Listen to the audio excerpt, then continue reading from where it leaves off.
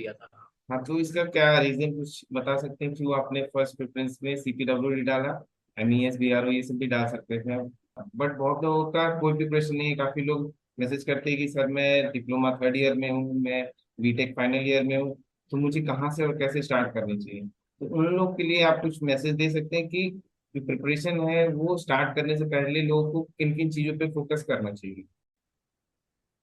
अच्छा, तो जैसे कि बहुत लोग का मानना है कि प्री के लिए टेस्ट सीरीज मस्ट है, ये इम्पोर्टेंट नहीं देते हैं तो आप आपका सिलेक्शन होना एक तरह से समझिए तो 50% चांस आपका घट जाए।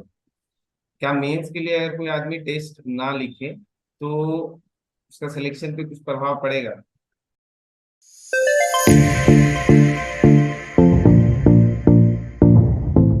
Hello everyone, welcome back to charge book. तो आई होप आप लोग बहुत अच्छे होंगे और अपनी प्रिपरेशन को बहुत ही अच्छी तरीके से कर रहे होंगे। तो आज हम लोग के साथ हैं सूरज मिश्रा जी। इनका सिलेक्शन इसी साल SSC जेई 2022 में हुआ है और CPWD डिपार्टमेंट अलॉट हुआ है। साथ ही साथ ये इलेक्ट्रिकल ब्रांच से बिलोंग करते हैं। तो सूरज मिश्रा जी का RRB जेई में भी वेटिंग लिस्ट में नाम था। तो जिस दिन रिजल्ट आया उसी दिन इनका ज्वाइनिंग था, ओथ था। इन्होंने 2 घंटे पहले यानी कि 6 बजे के अराउंड इनका शपथ ग्रहण हुआ है। उसके बाद 8 बजे के अराउंड 8 बजे के अराउंड रिजल्ट आया था SSC जेई का 24 में। तो कभी कभी होता है कि आप लोग बहुत दिन से मेहनत कर रहे होते हैं बट उसका जो रिजल्ट है वो फ्रूटफुल नहीं होता है, नहीं दिखता है, आप लोगों की रिजल्ट नहीं आ रहा है। बट प्रोसीजर आप लोग हमेशा एक स्टेप आगे बढ़ते रहिए लाइफ में और अपनी प्रिपरेशन को कभी भी ब्रेक नहीं दीजिए। एक ना एक दिन ऐसा आएगा कि आपका रेगुलरली एग्जाम क्रैक होते जाएगा, जो भी एग्जाम में आप बैठेंगे वो क्रैक होगा। तो सूरज मिश्रा जी को मैं पर्सनली जानता हूँ, तब से जानता हूँ जब हम लोग जैसे इस साल का जो प्री हो गया था, प्री के जस्ट बाद इनसे मेरी बात हुई थी और तब से रेगुलरली इनसे मेरा बात होता था और साथ में हम लोग मेंस का एग्जाम भी देने गए थे। तो काफी डिजर्विंग कैंडिडेट है ये। तो चलिए कनेक्ट करते हैं, मैं बोलने लगूंगा तो काफी पॉइंट है इनके लिए, बट स्टार्ट करते हैं वीडियो और उनमें इनसे जो भी इनकी जो स्ट्रैटेजी रही है SSC जेई को लेके और इनकी जो भी स्ट्रगल लाइफ में रही है उसके बारे में डिस्कशन करते हैं। और हम लोग RRB जेई पे भी एक वीडियो लाएंगे जिसमें स्पेशली RRB जेई से रिलेटेड क्वेश्चंस उनसे पूछेंगे कि अभी वो जैसे ट्रेनिंग पीरियड में है तो वहाँ पे कैसा वर्किंग कल्चर रहता है एज ए जेई अगर आप लोग चाहते हैं। तो क्योंकि कयास लगाया जा रहा है कि RRB जेई का जो नोटिफिकेशन है वो जल्द ही आएगा, तो उस पर भी हम लोग एक सेपरेट वीडियो लाएंगे, ठीक है। तो पहले अभी SSC जेई से रिलेटेड आज का डिस्कशन रहेगा, तो बिना लेट किए हम लोग स्टार्ट करते हैं और उनसे बात करते हैं। डिप्लोमा और बीटेक कर लिया बट नहीं दिख रहा है एक स्टेबल कैरियर? घबराओ मत, सरकारी जॉब का रास्ता है ओपन। अब सिक्योर करो अपनी जॉब बनकर असिस्टेंट इंजीनियर और जूनियर इंजीनियर, चाहे वो SSC जेई हो, RRB जेई हो, कोई PSU हो या फिर किसी भी स्टेट की AE जेई की वैकेंसी। और सभी एग्जाम्स की होगी तैयारी इंडिया के टॉप टीचर्स के साथ सबसे अफोर्डेबल प्राइस में। अभी कुछ दिनों के लिए PW प्राइसेस में हेवी डिस्काउंट मिल रहा है।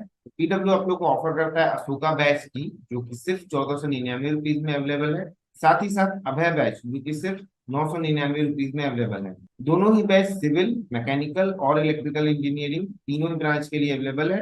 Abhay is a complete practice question batch and Ashoka is complete theory and practice batch जहाँ पे आपको एक एक टॉपिक को अच्छे से पढ़ाया जाएगा विद डिटेल डिस्कशन। इस बैच में आपको मिलेगा live lectures, mock test, extra doubt classes, complete notes, doubt engine सब कुछ प्रोवाइड कराया जाएगा। ये बैचेस मोस्ट अफोर्डेबल रेट पे अवेलेबल है एंड यहाँ पे अभी आप लोग को इन दोनों बैचेस में काफी अच्छा डिस्काउंट देखने को मिल सकता है। तो PW कोर्सेज परचेज करने के लिए डिस्क्रिप्शन में दिए गए PW लिंक पे क्लिक करो और कोर्स परचेज करने के लिए आप मेरा कूपन कोड भी यूज कर सकते हैं जो कि आपको डिस्क्रिप्शन बॉक्स में मिल जाएगा और यहाँ पे भी दिख रहा होगा। तो हेलो सूरज जी, कैसे हैं आप? हाय श्याम। मैं बिल्कुल ठीक हूँ। आप बताओ। बहुत अच्छे हैं और आपको देख के हम थोड़ा और अच्छे हो गए हैं। तो लाइक मुझे भी ऐसा ही लग रहा है। तो सबसे पहले आप अपने बारे में हमारे व्यूअर्स को बताइए। ओके, तो मेरा नाम सूरज मिश्रा है। मैं बेगूसराय बिहार से हूँ। मेरी स्कूलिंग सभी वेस्ट बंगाल में हुई है, केंद्रीय विद्यालय से। और मैंने बैचलर्स भी वेस्ट बंगाल से ही किया है, TICT कोलकाता से, इलेक्ट्रिकल इंजीनियरिंग में। और मैंने एमटेक भी कर रखा है इलेक्ट्रिकल इंजीनियरिंग से ही। और करेंटली मैं रेलवे में एज अ जेई जॉब कर रहा हूँ। और SSC जेई में मुझे इस साल 14th रैंक आई है और मुझे CPWD मिला है। तो आपका जो रैंक है वो काफी अच्छा रैंक है, तो आपने कभी सोचा था कि आप टॉप रैंकर्स बनेंगे? हमेशा से ख्वाहिश थी कि मैं ऐसा कुछ करूं लाइफ में, लेकिन हो नहीं पा रहा था। जितनी भी ट्राई कर रहा था, कोई भी एग्जाम दे रहा था, किसी में हो नहीं रहा था।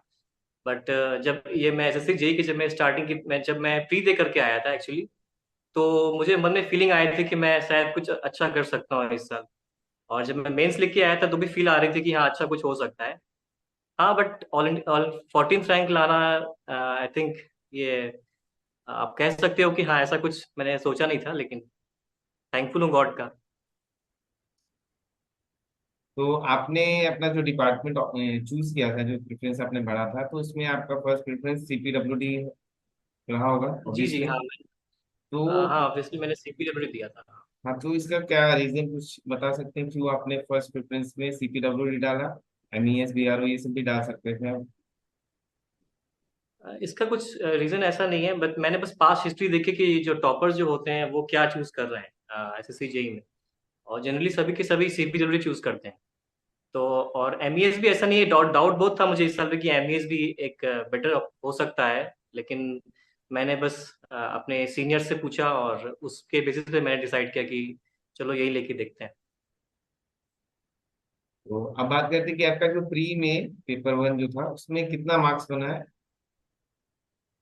प्री में एक्चुअली जब मैं एग्जाम दे गया था विदाउट नॉर्मलाइजेशन, तो 139 138 पॉइंट समथिंग बन रहे थे। और जब वो नॉर्मलाइज हो गया तो वो 150 हो गया था। तो प्री में मेरे 150.72 मार्क्स थे। और हाँ, 150.72 एग्जैक्टली, बोल तो इतना ही आया था प्री में। तो दोनों के मतलब सेपरेट करके अगर देखा जाए, तो हाँ, टेक्निकल में कितना था, रीजनिंग में कितना था, और जीके जीएस पोर्शन में कितना था आपका मार्क्स? नॉन टेक का मुझे ठीक से याद नहीं है, बट टेक्निकल का मुझे एग्जैक्टली याद है। टेक्निकल में 70 नंबर आए थे, जो कि काफी कम था। मुझे लगा कि बहुत कम मार्क्स हो गए हैं, लेकिन नॉन टेक ने मुझे बचा लिया एक्चुअली, आप कह सकते हो। क्योंकि मेरी रीजनिंग बहुत ही अच्छी चली गई थी। आई थिंक रीजनिंग में मेरी सिर्फ एक मिस्टेक हुई थी। और मेरे सारे सवाल सही थे रीजनिंग में, और जीके भी एवरेज ही गया था। सिंस जीके थोड़ी टफ आ गई थी इस साल, आप भी जानते हो। हम्म। तो जीके की तैयारी मैंने अच्छी खासी की थी इस साल, लेकिन क्वेश्चन टफ आ गया था, तो मैनेज हो गया, सबके लिए खराब हो गया था। और टेक में मेरे 70 मार्क्स थे, बाकी 138 से आप देख लो कि नॉन टेक में कितने होंगे। आई थिंक 48 68 आपका समथिंग। था रीजनिंग में? हाँ, रीजनिंग में 48 था। हाँ, रीजनिंग में काफी अच्छा गया था। रीजनिंग में मैंने काफी एफर्ट भी लगाया था। इस साल की रीजनिंग में 50-50 लाना है, ऐसा मेरा थॉट था एग्जाम से पहले। हम्म। और मैंने उसी के लिए ट्राई किया था। ये तो रीजनिंग से आपके लिए क्वेश्चन रहेगा कि रीजनिंग आप कैसे प्रिपेयर किए, क्योंकि इस बार का रीजनिंग काफी अलग टाइप से था, कुछ क्वेश्चंस हटके पूछे गए थे। तो सिर्फ रीजनिंग के लिए आप बताइए क्या हाँ, क्या किए। देखो रीजनिंग जब मैंने स्टार्ट किया था, तो रीजनिंग मेरा कभी से भी अच्छा नहीं रहा है, क्योंकि मैंने कभी तैयारी ही नहीं की थी आज तक रीजनिंग की। कॉलेज टाइम से बता रहा हूँ, कभी तैयारी नहीं की थी। तो रीजनिंग में जब मैं एसएससी जेई का तैयारी करने के लिए बैठा, तो मैंने सबसे पहले प्रीवियस ईयर बुक उठाए रीजनिंग के। और लाइन बाय लाइन जो भी बुक आते हैं, एक मिडिजी की बुक आती है एसएससी जेई की, तो मैंने लाइन बाय लाइन सबको एक वॉच लगा करके, विदाउट एनी प्रिपरेशन, सिर्फ लगाना स्टार्ट किया कि देखता हूँ कितना बनता है। तो शुरू के पेपर जो थे वो नहीं बन रहे थे। ज्यादा नहीं, 25 26 30 ऐसे क्वेश्चंस बनते थे जो एग्जैक्ट करेक्ट होते थे। तो बट इतने सारे क्वेश्चन थे, बहुत सारे टेस्ट हुआ करते थे उसमें, तो काफी आई थिंक प्री पास्ट जितने भी क्वेश्चंस एसएससी जेई में आए हैं आज तक, अगर उसी को आप सॉल्व कर लो तो उससे आपको आइडिया लग जाएगा कि किससे क्वेश्चंस बन रहे हैं। ऐसे नंबर सिस्टम से क्वेश्चन आते हैं, जैसे रीजनिंग में। और क्या हो गया, क्लॉक से कभी क्वेश्चन नहीं आया है। जितना मैंने देखा है, क्लॉक एंड कैलेंडर से क्वेश्चंस नहीं आते, तो मैंने वो पार्ट ही छोड़ दिया था कि इससे क्वेश्चंस आएंगे तो देखेंगे कि बनता है कि नहीं बनता है। और उससे क्वेश्चंस आए भी नहीं थे। तो मेनली आपको उससे आता है सिलोगिज्म, एक दो आता है। तो ये जो टफ टॉपिक्स होते हैं, इस पे मैंने ज्यादा फोकस नहीं किया था। जो इजी टॉपिक होते हैं, जैसे ब्लड रिलेशन हो गया, और नंबर सिस्टम हो गया, तो इस पे मैंने फोकस किया था। और बस इसी का ट्राई किया। और जब बुक खत्म हो गए सारे, तो मैं टेस्ट सीरीज पे गया, और टेस्ट सीरीज पे टाइम से पहले खत्म करने का ट्राई करता था कि जितने समय एग्जाम में मिलेंगे उससे कम में मैं ट्राई करता हूँ। तो ऐसे ही करके मैं तैयारी की है रीजनिंग की पूरी। मैंने कोई बुक नहीं उठाया है ऐसे स्पेसिफिकली कि ये बुक उठा के देखता हूँ, ये ट्रिक देख लेता हूँ कैसे होता है। कुछ नहीं किया, बस क्वेश्चन देखा और सॉल्व करना स्टार्ट कर दिया।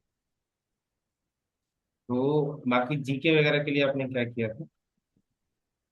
जीके के लिए एक्चुअली जीके एक बार में तैयारी नहीं हुई है मेरी। जीके की जब मैं रेलवे जेई का तैयारी कर रहा था, हम्म। तो उस टाइम भी हल्का फुल्का मैं जीके किया था, बट ज़्यादा नहीं। फिर उसके बाद जब कोविड आया था, एक्चुअली कोविड के टाइम पे, जब मैं उस टाइम में मास्टर्स कर रहा था कोविड के टाइम, तो कोविड के टाइम पे काफ़ी कॉलेज ऑफ हो गया था और हम्म। हमें घर से अपना कॉलेज करना था।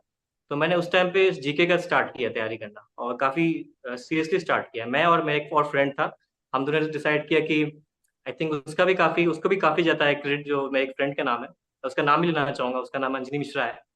तो हम दोनों मिलके जीके की तैयारी किया करते थे। एक दिन कभी पॉलिटी पढ़ लिया, कभी हिस्ट्री लगा लिया। तो ऐसे करके मैंने तैयारी की थी, और एग्जाम से एक दो महीने पहले मैंने बस करंट बनाया था, करंट अफेयर्स स्टार्ट कर दिया था। हम्म। और हिस्ट्री में एक ही मेरा स्ट्रेटजी था कि मुझे मुझे मॉडर्न हिस्ट्री अच्छे से करना है, चाहे जो भी हो जाए। एंशियंट छोड़ दूंगा अगर नहीं होता है टाइम तो, बट मॉडर्न पूरा करूंगा, हर एक क्वेश्चन लगाऊंगा। और पॉलिटी में मुझे जितने भी राइट्स हैं, फंडामेंटल राइट्स, ड्यूटीज, जितने भी इंपॉर्टेंट आर्टिकल्स हैं, हाई कोर्ट से लेके सुप्रीम कोर्ट से लेके प्रेसिडेंट से लेके, वो उसको मैं मेमोराइज कर लूंगा। तो यही मेरी स्ट्रेटजी थी। आई थिंक पॉलिटी का जो मैंने तैयारी किया ना, वो काफी हेल्प हुआ। पॉलिटी से मुझे सिर्फ इसी एग्जाम में हेल्प नहीं हुआ, मुझे ऐसे से सीजीएल में भी हेल्प हुआ। सीजीएल में भी मुझे आई थिंक पॉलिटी में मेरे सारे क्वेश्चन सही हो गए थे जब मैंने सीजीएल का प्री लगाया था।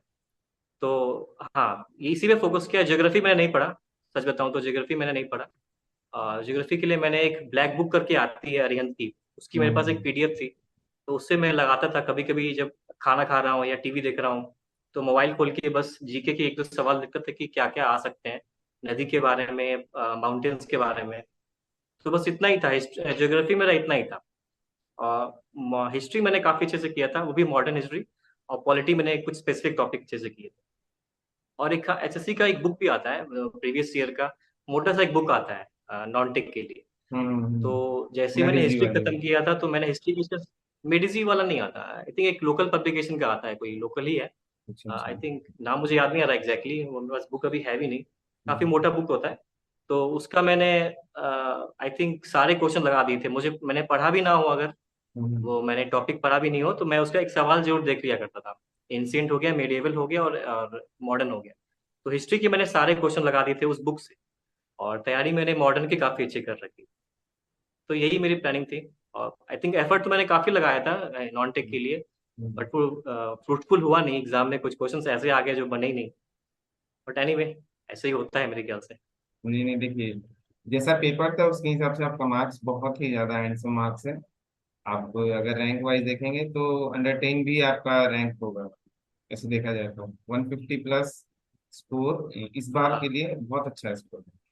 इनफैक्ट पिछले साल पेपर इसे थोड़ा सा इजी इजी ही था, फिर भी 149 48 सबका मार्क्स, उससे ज्यादा आपका इस बार मार्क्स है, तो बहुत अच्छा मार्क्स।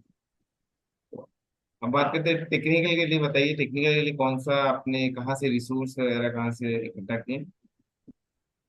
देखो, टेक्निकल का ऐसा है ना कि टेक्निकल के लिए मैंने एसएससी जेई के लिए तैयारी की नहीं थी एक्चुअली। जो मैं इस कभी ये मेरा फर्स्ट अटेम्प्ट था एसएससी जेई का, जो मैं दे रहा था। हम्म। और मैंने बीटेक के बाद सिर्फ गेट की ही तैयारी की थी कि मैं गेट पे ही जाऊंगा। हम्म। ये मेरा लाइफ का मिस्टेक भी रहा है कि मैं सिर्फ एक तरफ ही जा रहा था, मुझे गेट ही निकालना है, मुझे पीएसयू ही जाना है। जिसकी वजह से गेट भी नहीं निकला। और बाकी एग्जाम्स भी नहीं दे रहा था मैं। मेरे सारे फ्रेंड्स जो मेरे बैच के थे, और वो इस रास्ते को छोड़ के किसी और ट्रैक पे चले गए। कोई बैंक की तरफ चला गया, कोई सीजीएल की तरफ चला गया, और सबने जॉब ले ली, क्योंकि वहाँ पे वैकेंसीज अच्छी आती है। और मैं बस टनल एक ही व्यू रखा हुआ था कि मुझे पीएसयू जाना है। तो आई थिंक ये मैंने लाइफ का एक मिस्टेक किया था, जो मुझे अभी भी होता है रिग्रेट कि मैंने ऐसा किया। बट इससे एक फायदा ये हुआ कि जब आप गेट की तैयारी करते हो, ईएसी की तैयारी करते हो, तो आपका टेक्निकल अच्छा होना चाहिए। तो न्यूमेरिकल पार्ट मेरी काफ़ी अच्छी हो गई थी। और थ्योरी भी, जो भी जितने भी कोर सब्जेक्ट होते हैं इलेक्ट्रिकल के लिए, जैसे मशीन हो गया, पावर सिस्टम हो गया, हम्म। और सर्किट थ्योरी हो गया, ये तीन सब्जेक्ट तो मेरे काफ़ी अच्छे हो चुके थे। रनिंग में ही एग्जाम से पहले ही मेरे तैयार हो चुके थे। हम्म। बट एसएससी जेई का जब एग्जाम का जब नोटिफिकेशन आया, जब मैंने देखा इतनी अच्छी वैकेंसीज आई हैं, तो इस साल मुझे देना ही चाहिए। और शायद मैं निकाल भी लूँ, ऐसा मुझे फीलिंग आ रही थी। तो जब मैं सबसे पहले मैंने एक ही काम किया, मैंने प्रीवियस ईयर बुक उठाया एसएससी जेई का, देखा कि सवाल कैसे आते हैं। तो जब मैं सर्किट थ्योरी के क्वेश्चन देख रहा था, तो मुझे लगा कि तो सारे सारे बन जाएंगे, मुझे ज़्यादा पढ़ने की भी नीड नहीं लगी, ऐसा मुझे फील आया। कुछ थ्योरम्स जो होते हैं, जो न्यू है, जो गेट में नहीं आते, वो सब मैंने रिवाइज करना स्टार्ट किया सर्किट थ्योरी के लिए स्पेशली। और मशीन्स के लिए मैंने वो फोकस किया सिर्फ कंस्ट्रक्शन पे, कंस्ट्रक्शन और मशीन्स पे फोकस किया, उसके एडवांटेज डिसएडवांटेज पे फोकस किया। न्यूमेरिकल पे मैंने फोकस नहीं किया। न्यूमेरिकल मुझे लगा था कि मैं बना लूंगा, और जितने भी थ्योरी जो मेरे नहीं बने थे मशीन्स में, वो मैंने बस मशीन्स के लिए वही किया। पावर सिस्टम के लिए भी सेम, क्योंकि पावर सिस्टम का सिलेबस बहुत ही श्रिंक हो चुका है एसएससी जेई के हम्म, लिए। अगर आप गेट के सिलेबस देखोगे तो उसमें बहुत कुछ पूछता है, स्टेबिलिटी पूछता है, बहुत इक्वलेटर क्राइटेरिया भी रहता है। इसमें मेरा फोकस, मेन फोकस जो था वो था सिर्फ सर्किट ब्रेकर एंड रिले। उसकी मैंने सारे थ्योरीज कंप्लीट कर ली, जहां से भी सोर्स मिला मुझे, जितने भी बुक मिले सबका मैंने नोट्स बना के रख लिया, और वो मैंने कंप्लीट अच्छे से कंप्लीट कर लिया।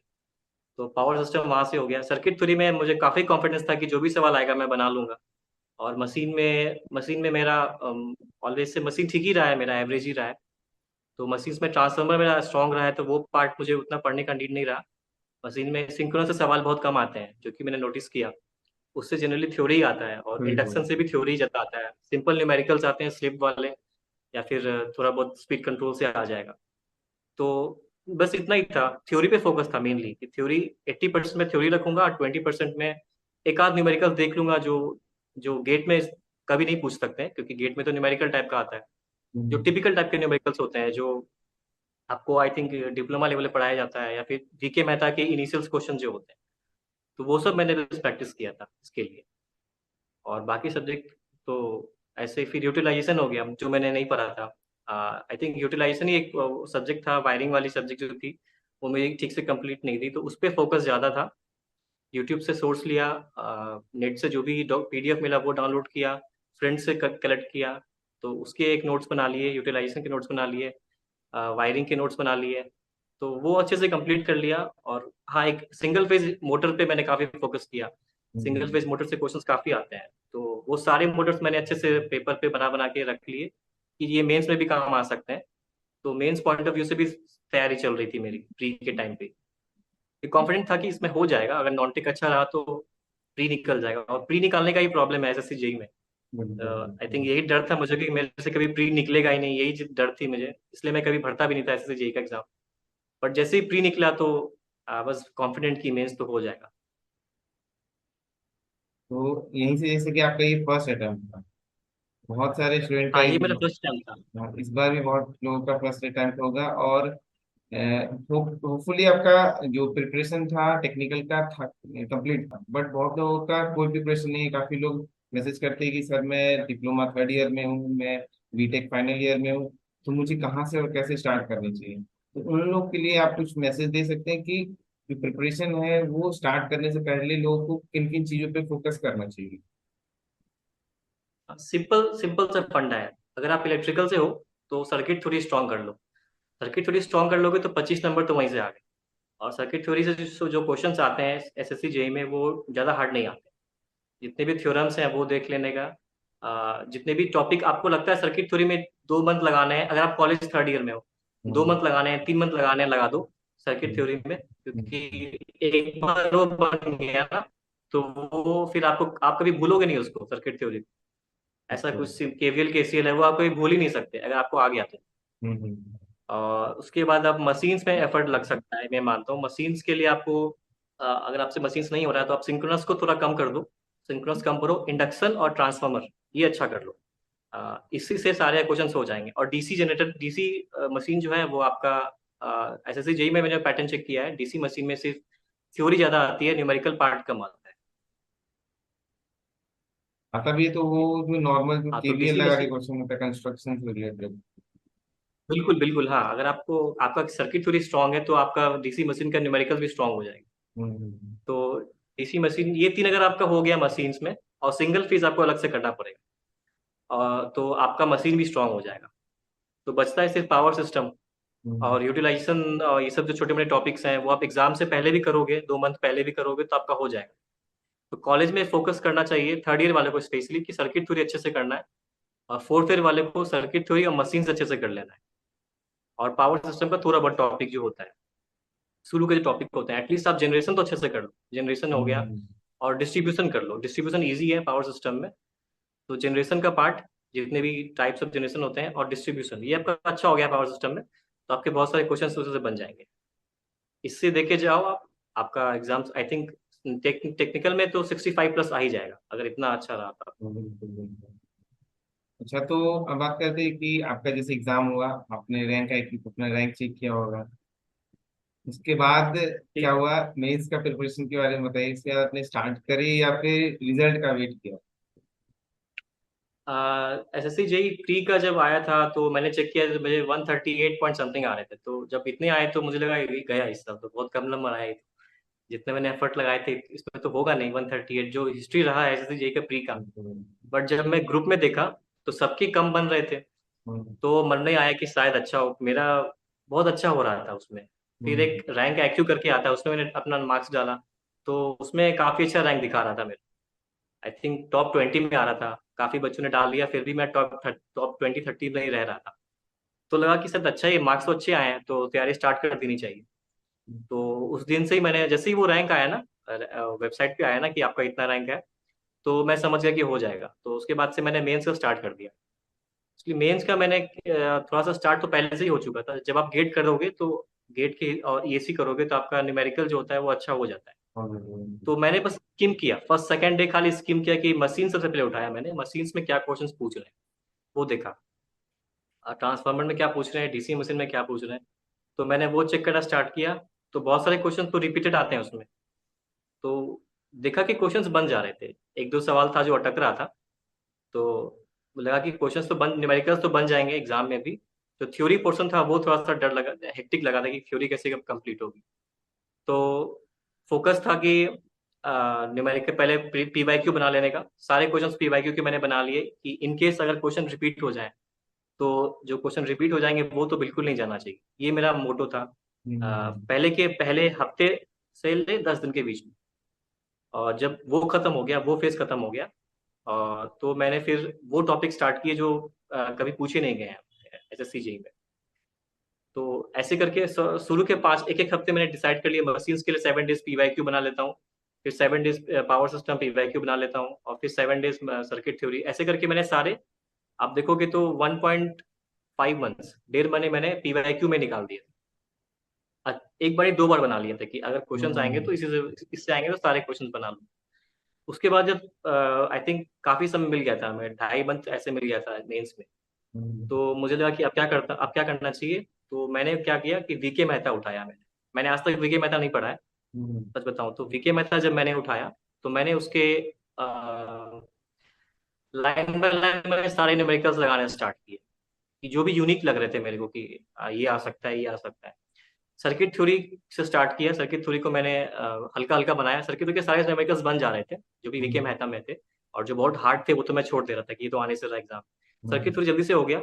मैं मशीन में आया, मशीन में मैं जब आया तो उसमें क्वेश्चंस फंस रहे थे कि कुछ क्वेश्चंस थे पैरेलल ऑपरेशन हो गया, उसके क्वेश्चंस हो गए, एक आध क्वेश्चन मशीन्स के, डीसी मशीन के भी अच्छे अच्छे क्वेश्चंस हैं वीके मेहता में। तो अब मैं वहाँ कंफ्यूज हो गया था कि मैं ये करूँ या ना करूँ, कहीं ये क्वेश्चन रिपीट होके आ गया तो क्या होगा। तो एक्चुअली मैं उस टाइम हल्का सा पैनिक हो गया था 1.5 मंथ के बाद कि मुझे और एफर्ट लगाना चाहिए एक्स्ट्रा पढ़ने के लिए, कि जितना हो गया उतने में ही चले जाऊं। तो मैंने डिसाइड किया कि एक्स्ट्रा पढ़ लेंगे तो यही लास्ट मौका है, इसको पढ़ लेता हूँ पूरा। तो मैंने वीके मेहता के आई थिंक सारे क्वेश्चंस लगा दिए। मैं उस टाइम मैंने काफ़ी एफर्ट लगाया था। एक्चुअली मैं बोलूँ तो मैं बहुत जितना घंटे हो सके मैंने उतने घंटे दिए हैं इसको लिए। मेंस के लिए मैंने काफ़ी अच्छा तैयारी किया था कि ये बार मेंस नहीं जाना चाहिए, जो इस बार तो निकालना ही निकालना है, ऐसा फीलिंग था मेरे अंदर। तो मैंने वीके मेहता के सारे क्वेश्चंस लगाना स्टार्ट किया और सारे वन बाय वन करके सारे क्वेश्चन बनाए मैंने मशीन्स के। फिर मशीन्स को मैंने खत्म किया, आई थिंक 20 डेज में मैंने मशीन्स खत्म किया है। और मैं पावर सिस्टम में आया तो पावर सिस्टम की जो जनरेशन पार्ट होती है, तो उससे भी काफ़ी अच्छे अच्छे न्यूमेरिकल्स हैं वीके मेहता के अंदर। जनरेशन पार्ट का बात कर रहा हूँ। तो हम्म, वो मेरा आज तक नहीं हुआ था। आज तक मैंने कभी जनरेशन्स के न्यूमेरिकल्स नहीं लगाए थे। वो कभी पूछता भी नहीं है गेट, अगर आपने कभी हम्म, दिया हो तो आपको पता होगा कि कभी नहीं आता जनरेशन के क्वेश्चन, न्यूमेरिकल्स कभी नहीं आता। हम्म, तो वो जब देखा तो वो मुझे न्यू लगा कि अगर इससे क्वेश्चंस आ गए तो फिर क्या करूंगा, क्योंकि मुझे बिल्कुल नहीं आता था वो। तो मैंने उसके क्वेश्चंस लगाना शुरू किए। इसके जो भी है, जितने भी टॉपिक हैं उसमें, थर्मल के, आपके फिर वाटर वाले जो भी क्वेश्चंस हो सकते हैं, कैलोरीफिक वैल्यू वाले, जो भी न्यू न्यू क्वेश्चन थे सारे मैंने बनाए। फिर डिस्ट्रीब्यूशन पे आया, डिस्ट्रीब्यूशन पे भी जितने सारे टॉपिक इंपॉर्टेंट थे, रिंग वाले क्वेश्चंस हो गए, चाहे फीडर वाले क्वेश्चंस हो गए, तो वो सब पे फोकस किया। और ऐसे करके पावर सिस्टम कंप्लीट किया। यूटिलाइजेशन के लिए सच बताऊं तो मैंने कोई न्यूमेरिकल्स नहीं बनाए। जितने पीवाईक्यू आए थे मैंने उतने ही वही वही बना के मैं चला गया। तो इन 3 टॉपिक पे मैंने फोकस किया था मेंस में अच्छे से। उसमें भी सर्किट थ्योरी पे ऑलरेडी कंप्लीट था मेरा, तो पावर सिस्टम और मशीन्स की मैंने एफर्ट लगाए थे मेंस के। तो आपने मेंस के लिए कोई टेस्ट सीरीज वगैरह लिया था? हाँ, टेस्ट सीरीज लिया था मैंने। 2 टेस्ट सीरीज ली थी एक्चुअली। तो बट 1-2 टेस्ट देने के बाद मुझे लगा कि वो इनफ का इतना इंपॉर्टेंस नहीं लगा मुझे। बट वो आपको उसमें से क्वेश्चंस आते हैं जनरली, वो रिपीटेड ही होते हैं जो उनके पहले आए हुए होते हैं। बस ऑलरेडी उनके पीडीएफ पहले वाले भी थे जो पहले उनके टेस्ट सीरीज बने थे। तो मैं देखता था कि वही सवाल तो फिर से लोग टेस्ट में डाल रहे थे। तो मुझे लगा कि इसमें ये बस टाइम मैनेजमेंट के लिए इंपॉर्टेंट है कि आप कैसे टाइम मैनेजमेंट सीख सकते हो इस टेस्ट सीरीज से। तो उसके लिए मैं बस करता था टेस्ट सीरीज। और उसमें मेरे नंबर भी अच्छे नहीं आते थे, आई थिंक मैं फुल एफर्ट से देता भी नहीं था। अच्छा, तो जैसे कि बहुत लोग का मानना है कि प्री के लिए टेस्ट सीरीज मस्ट है, ये इम्पोर्टेंट नहीं देते हैं तो आप आपका सिलेक्शन होना एक तरह से समझिए तो 50% चांस आपका घट जाए। क्या मेंस के लिए अगर कोई आदमी टेस्ट ना लिखे तो उसका सिलेक्शन पे कुछ प्रभाव पड़ेगा? मुझे नहीं लगता, अगर आप एसएससी जेईई मेंस की तैयारी में हो तो आपको टेस्ट लिखने की नीड नहीं है। आप क्या कर सकते हो कि आप किसी से पीडीएफ मंगा सकते हो। अ, जो पिछले टेस्ट हो चुके हैं, जो इन्हीं टेस्ट जो भी कंपनीज होती हैं टेस्ट सीरीज प्रोवाइड करती हैं, उनके पीडीएफ आपको रेडिली अवेलेबल हो जाएंगे टेलीग्राम। आप वो लेकर के बैठो। आपको देखना है कि जो क्वेश्चंस आ रहे हैं वो आप बना पा रहे हो कि नहीं बना पा रहे हो टाइम लिमिट के अंदर। क्योंकि वो सवाल तो आएंगे नहीं, एग्जैक्टली वो सवाल तो आएंगे नहीं। तो आपको बस देखना है कि आप उस टाइम के बीच में पूरे क्वेश्चन अटेम्प्ट कर पा रहे हो। और एक चीज स्किल जो आपको सीखना है कि क्वेश्चन कौन से छोड़ना है। एक क्वेश्चन आपको पूरा छोड़ना है, तो वो कौन सा क्वेश्चन छोड़ना है ये स्किल आपको डिसाइड करनी होगी। और ये भी उतना हार्ड नहीं है एक्चुअली, इलेक्ट्रिकल के लिए ये बहुत ईजी है क्योंकि इलेक्ट्रिकल में जो एनालॉग पार्ट है, अगर आप वो छोड़ देते हो, एनालॉग का जो क्वेश्चन होता है वो सेपरेटली मेंस में एक आता है 6 नंबर, हम्म। 15 या 20 नंबर का एनालॉग का पूरा आ जाता है। तो अगर आपने एनालॉग पढ़ा ही नहीं है तो आप इजिली उस क्वेश्चन को स्किप कर सकते हो, जो कि मैंने भी किया था। मैंने एनालॉग पे फोकस ही नहीं किया था। तो वो एक जो 6 नंबर क्वेश्चन होते हैं 30 नंबर, वो तो आप छोड़ ही सकते हो। आपको फिर 5 में करना है। तो ये आप अपना सकते हो स्ट्रेटेजी कि एनालॉग छोड़ दो, बाकी क्वेश्चन बाकी टॉपिक कर लो, तो उसी से आपके हो जाएंगे, सारे अटेम्प्ट हो जाएंगे। अच्छा, तो आप बस उस इतना दिन ही। आप उस दिन का बता दीजिए जिस दिन रिजल्ट आया, यानी कि 24 मई। उस दिन क्या माहौल था और रात में नींद आया क्या नहीं? वो काफी इंटरेस्टिंग डे होता है मेरे लिए क्योंकि मैं रिसेंटली रेलवे को ज्वाइन किया हूँ मैंने।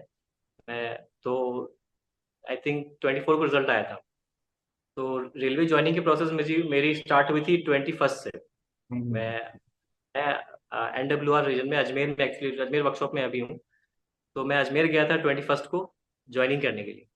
तो ज्वाइनिंग प्रोसेस जैसे आपको पता है कि एक दिन में होता नहीं है गवर्नमेंट का। हम्म। तो वो 1 दिन हुआ, 2 दिन हुआ, 3 दिन हुआ, ऐसे करके डिले हो रहा था। तो फ्रस्ट्रेशन भी बढ़ रहा था कि कितना टाइम लग रहा है। तो 24th को एक्चुअली शाम के 5 या 6 बजे हमारा शपथ हुआ था। शपथ ग्रहण होता है जब आप हम्म। फाइनली ज्वाइन कर लेते।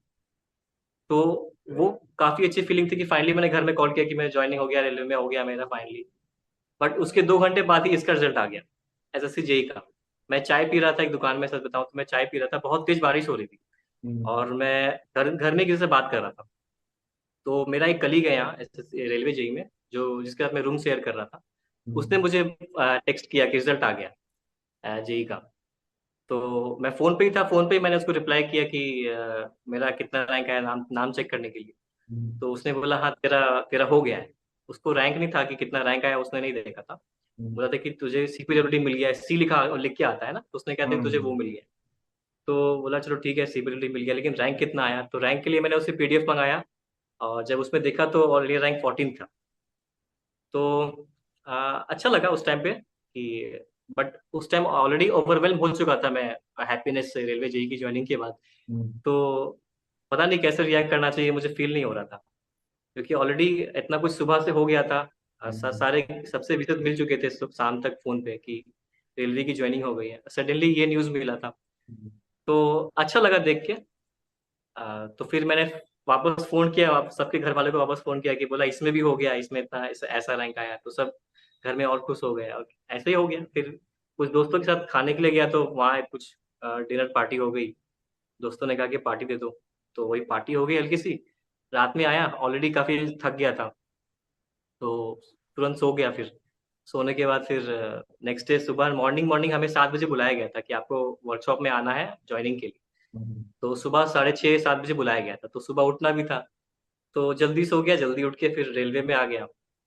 तो ऐसा ही हुआ अभी तक, क्योंकि सिंक इन हुआ नहीं, ऐसे बोलते हैं ना कि आपको हो गया है। अभी तक ऐसा फील आया नहीं कि मैं ज्वाइन, मेरे इसमें हो गया है, मुझे इतना रैंक आया है, अभी फील नहीं आ रहा है। क्योंकि मैं बहुत बिजी चल रहा हूँ यहाँ पे, ट्रेनिंग में। तो पता ही नहीं चल रहा है कि एसएससी जेई में भी हो गया है। जो ग्रुप में देखता हूँ मैसेजेस कि ये फॉर्म बनाने हैं, वो फॉर्म भर लो, ये आने वाला है, नोटिफिकेशन आ रहा है, तो उससे इन्फॉर्मेशन मिलता है। तो बस यही चल रहा है अभी। और खुश यहाँ होने से का मौका रिजाइन नहीं देने का मिल रहा प्रोसेस आपको? चल रहा है। खुश होने हाँ का बिल्कुल, मौका नहीं सोचने मिल का रहा। मौका नहीं मिला। हाँ हाँ। मे भी जब आप सबसे मिलूंगा वहाँ पे, तो रियलाइज होगा कि हाँ फाइनली कुछ अचीव किया है लाइफ में। और बस इतना ही है। चलिए, तो सूरज जी बहुत अच्छा लगा आपसे बात करके। बाकी एक पार्ट और आएगा इनके साथ, जिसमें कि हम लोग आरआरबी जेईई से रिलेटेड डिस्कशन करेंगे। बहुत लोगों का डाउट है कि आरआरबी जेईई का कंटेंट लोगों को नहीं मिल पाता, प्रीवियस ईयर क्वेश्चन और ये सब, तो उसके बारे में डिस्कस करेंगे नेक्स्ट पार्ट में। तो थैंक बिल्कुल। यू सूरज जी यहाँ पे आने के लिए, और हमारे जो भी ऑडियंस है उनको सही से गाइड करने के लिए। थैंक्स टू यू कि मुझे आपने इनवाइट किया इसके लिए। ठीक है, तो यहीं पे एंड करते हैं।